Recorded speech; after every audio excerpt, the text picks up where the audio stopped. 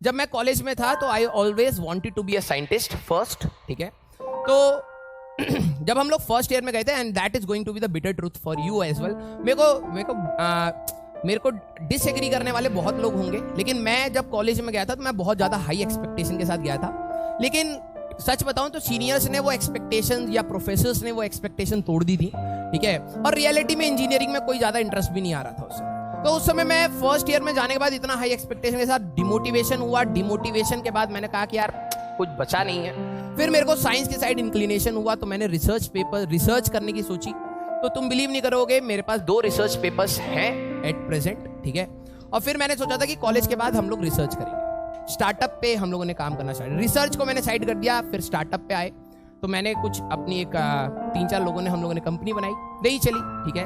और उस समय मैं CFO के जैसे मैं टीचिंग करता था और उसका पैसा हम लोग अपनी कंपनी में लगा के उसको चलाते थे। तो वहां पे मैंने अपनी टीचिंग को हॉल्ट किया और फिर मैंने कहा कि यार research was the plan first, तो वहीं पे चलते।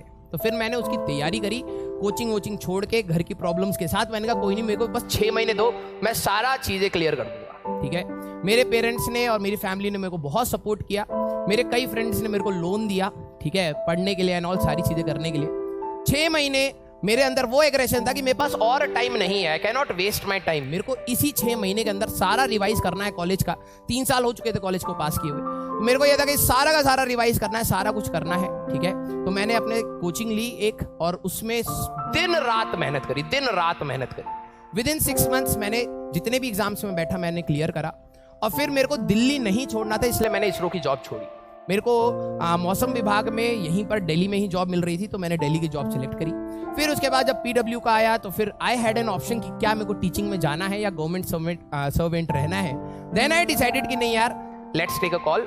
अब टीचिंग के साथ इंक्लिनेशन तो आ ही गया था, लेकिन यस, टीचिंग का सेकंड डिसीजन मेरा था। अरे भाई साहब, आहा भाई आ जाओ।